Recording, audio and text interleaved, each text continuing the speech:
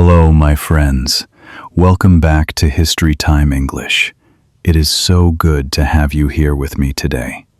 Find a comfortable spot, take a slow, deep breath, and let this story melt slowly on your tongue because today we are telling the 2,000-year history of the most loved food on earth, ice cream. Now, before we begin, I want you to imagine something. It is the middle of summer. The sun is burning. You are hot, tired, and thirsty. And you want more than anything in the world something cold, something sweet, something frozen. Easy, you say. Open the freezer. But wait, my friend. In our story, there is no freezer. There is no refrigerator. There is no electricity. There will not be any of these things for another 2,000 years. Ice, in summer, is one of the rarest treasures on the planet. Rarer than silk, rarer than spices. If you want something frozen in July, you must be very rich, very powerful, or very, very clever. And that is exactly what this story is about. Ice cream looks like a small, sweet, innocent thing. But behind it stands 20 centuries of emperors and slaves, secret recipes, and desert ice houses. A housewife with a wooden bucket. A 12-year-old boy who changed the taste of the world and was never thanked for it. And a warship that carried no weapons, only ice cream. This is the long, surprising war between human desire and the summer sun. Let us begin with the emperors, because for most of history, frozen desserts belonged only to them. Around 2,500 years ago, in the deserts of ancient Persia, modern-day Iran engineers built something that still amazes scientists today. Buildings that could make and keep ice in the middle of the desert. They were called yakhchals, tall, cone-shaped towers of thick mud walls with deep, shaded pools inside. On winter nights, water froze in the pools, and the clever walls kept that ice frozen deep into the burning summer. In one of the hottest lands on earth, Persian kings ate a dessert of ice, sugar, and rose water, while outside, the desert reached 50 degrees. Remember this, my friend. The story of ice cream begins not with milk, but with architecture. Now, let us travel to Rome, to the 1st century, to one of the most famous and most terrible emperors in history, Nero. The stories say that Nero loved frozen desserts so much that he ordered teams of runners to race up into the mountains, cut blocks of snow and ice, and run them back down to Rome before they melted hour after hour. Mile after mile, under the summer sun. In the palace, the snow was mixed with honey, fruit juice, and wine, and served to the emperor in silver bowls. One bowl of flavored snow, my friend, might cost days of running by many exhausted men. That is what cold and sweet cost, when only nature could make cold. Meanwhile, on the other side of the world, China was moving one step closer to real ice cream. More than 1,000 years ago, in the age of the Tang emperors, palace kitchens were making a chilled dessert from buffalo milk, flour, and fragrant camphor, cooled with ice that had been cut in winter and stored underground. Ancient records describe an entire department of icemen at the Chinese court, dozens of workers whose only job was harvesting and guarding the emperor's ice. Frozen milk. My friend, we are getting warmer, or should I say, colder. Now, you may have heard a famous story, that the traveler Marco Polo brought ice cream from China to Italy in the 1290s.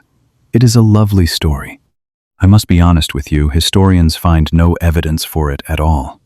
It seems to have been invented centuries later, possibly to sell ice cream with a romantic legend. On this channel, my friend, we always tell you which stories are history and which are decoration. But here is what is true. The knowledge of frozen desserts did travel slowly westward through Persia, through the Arab world, where cooks perfected sweet chilled drinks called sharbat.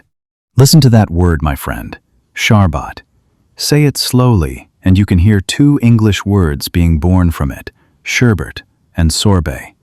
And then, somewhere in the Mediterranean world, someone discovered the trick, the secret, the magic key that this whole story turns on.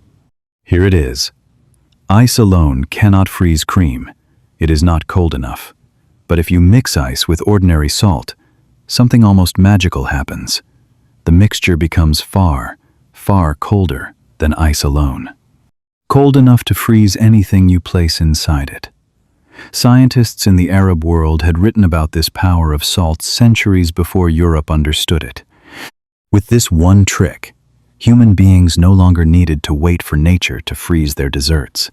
They could create frost, on demand, in a bucket.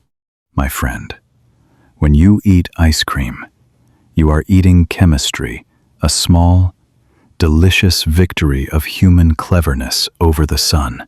With the secret of salt, Italy fell in love. In the 1600s, Italian cooks became the masters of frozen desserts. And in 1686, a young man from Sicily named Francesco Procopio opened a café in Paris, the Café Procope, and began serving gelato, the Italian style of ice cream, to anyone who could pay. Anyone. Not just kings. His café became one of the most famous meeting places in Europe. Writers and thinkers like Voltaire sat at its tables. For the first time in 2,000 years, my friend, a frozen dessert was something an ordinary person, well, an ordinary person with some money, could actually taste. And by the way, that café still exists in Paris today. You can walk in and sit where the story happened. England, of course, has its own legend, that King Charles I loved his cream ice so much that he paid his chef a secret salary to keep the recipe hidden from the common people frozen cream. The king believed should touch only royal lips. Historians doubt this story too, my friend, but it survives because it captures a real truth. For centuries, ice cream truly was a jealously guarded pleasure of the palace. Now the story sails across the Atlantic, to America, a young country that would take this royal dessert and hand it to the whole world. The founders of the United States were hopelessly in love with ice cream. Records show that George Washington spent a small fortune on it in a single summer in today's money. Thousands of dollars. Thomas Jefferson wrote out a vanilla ice cream recipe by hand, 18 careful steps, and it is kept in the Library of Congress today, like a national treasure. And Dolly Madison, the wife of a president, made ice cream fashionable at the White House itself, serving a tower of strawberry ice cream at her husband's celebration in 1813. But ice cream in America was still slow, aching work. Turn a pot in a bucket of salted ice, by hand, for the better part of an hour. Then, in 1843, a woman from Philadelphia named Nancy Johnson changed everything. She invented a simple machine, a wooden bucket with a metal container inside, and a hand crank, a handle you turn, that stirred the cream steadily while the salted ice froze it. Faster, smoother, easier ice cream in 20 minutes, in any kitchen. She received a patent, an official document saying an invention is yours, and her design was so nearly perfect that people still make ice cream almost exactly this way today, nearly 200 years later. Remember her name, my friend. Emperors enjoyed ice cream for 20 centuries. A housewife with a wooden bucket gave it to everyone else. At almost the same time, a businessman from Boston named Frederick Tudor History remembers him as the Ice King was doing something the whole world laughed at.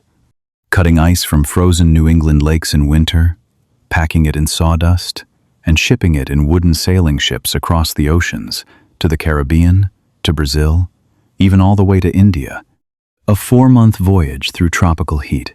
Everyone said the ice would melt. Enough of it survived. Tudor became one of America's first millionaires, and suddenly, ice, the treasure of Persian kings and Roman emperors, was something a shopkeeper in Calcutta could buy by the block. And in 1851, a milk dealer in Baltimore named Jacob Fussell looking for a way to use his extra cream, opened the world's first ice cream factory. Do you remember our story of Switzerland, my friend, where extra milk became world-famous chocolate? Here is the same lesson again. In the right hands, a surplus is not a problem. It is a beginning. Ice cream now poured out into the streets. In the great cities of London and New York, Italian immigrants pushed colorful carts through the crowds, singing out their prices, selling scoops to workers and children. But here, my friend, our story takes its first dark turn because the streets sold ice cream in a way that will make you shiver. It was called the penny lick, a small, thick glass filled with a little ice cream. You paid your penny, you licked the glass clean, and the seller took it back, gave it a quick rinse in a bucket of dirty water, or no rinse at all, and filled it again for the next customer. One glass. Hundreds of mouths. In an age of tuberculosis and cholera, the penny lick was a little glass engine for spreading disease, and cities eventually had to ban it. Which brings us to a hot afternoon in 1904, at the World's Fair in St. Louis, America, and to one of the most delicious accidents in food history. An ice cream seller was doing wonderful business, such wonderful business that he ran out of dishes. Next to him stood a Syrian immigrant named Ernest Hamwi, selling zalabia thin, crisp, waffle-like pastries, and watching his neighbor's problem. Then came the idea that would conquer the world. Hamwi rolled one of his hot, soft waffles into a cone shape, let it cool, crisp, and handed it over. Put the ice cream in this. No dish to wash. No glass to share. You simply eat the problem. The crowds went wild. Other vendors copied it within days, and the ice cream cone was born an edible solution, my friend, invented in an afternoon by two immigrants helping each other. I must be honest with you. Several men later claimed to be the true father of the cone, and an Italian immigrant in New York had even patented an edible ice cream cup the year before. But it was that summer fair that showed the cone to the world, and the world never gave it back. The 20th century turned ice cream into a giant. Electric refrigeration arrived the same revolution of cold machines we met in our story of air conditioning, and suddenly ice cream needed no winter lakes and no salt buckets. Factories froze it, trucks carried it, home freezers kept it. And then came the strangest chapter of all. War. During the Second World War, the United States military decided that ice cream was not a luxury. It was morale, the spirit and courage of the troops. American factories sent millions of gallons to soldiers around the world.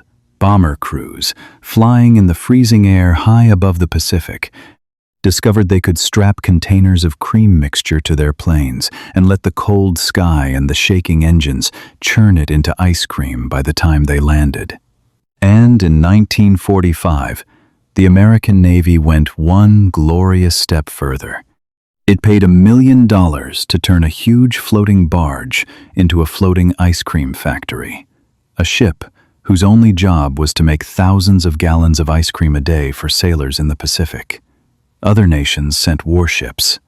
America, my friend, also sent dessert. But now, before our story ends, you know the rule on this channel. We always tell the whole truth. And the sweetest food on earth has some bitter truths behind it. Think about what fills every scoop: sugar and cream. In our episode about sugar, we told you the terrible story of how Europe's sweet tooth was fed for centuries by enslaved people on plantation islands. Every royal ice cream of the 1700s carried that shadow inside it, and the world's favorite flavor carries a story of its own that too few people know. Vanilla comes from the seed pods of a Mexican orchid, a flower so difficult that outside Mexico, it refused to make pods at all, because its special pollinating insects lived only there. Plantation owners tried everything and failed. Then, in 1841, on a French island colony in the Indian Ocean, a 12-year-old enslaved boy named Edmund Albius discovered a simple, gentle trick using a thin stick and his thumb to pollinate the flower by hand in a few seconds. His method spread across the world. It is still used for almost every vanilla pod on Earth today. Edmund's discovery created a global industry worth billions.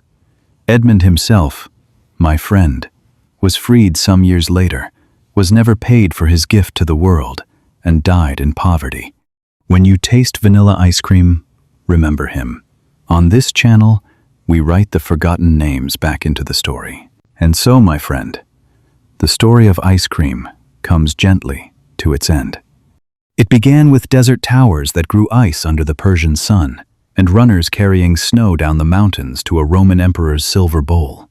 It passed through the palaces of China, the sharbat makers of the Arab world, and the little Paris café that first sold a royal secret to the public. It was set free by a bucket of salted ice, a Philadelphia housewife's hand crank, the Ice King's mad frozen ships, and a rolled-up waffle at a summer fair. Today, human beings eat billions of liters of it every year. On every continent, the emperor's dream, my friend, now waits quietly in your freezer. And maybe that, my friend, is the lesson this story offers you as an English learner. Think about Nancy Johnson's little machine. Ice cream cannot be rushed, and it cannot be frozen solid in one violent moment that only makes a block of ice.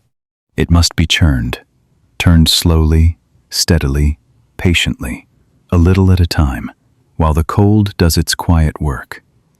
If you stop turning, it hardens. If you keep turning gently, regularly, something smooth and wonderful forms. Your English is exactly the same. One violent weekend of study will freeze you solid. But 10 calm minutes a day, turned like a crank, a story here. A podcast there will churn your English, slowly and surely, into something rich. So do not rush, my friend. Just keep turning the handle. Emperors waited 2,000 years for ice cream. Your fluency will arrive much faster than that. This is Historytime English. If the story of ice cream surprised you today, please leave a comment. Tell me, what stayed with you most? Was it the runners carrying snow down the mountains for Emperor Nero?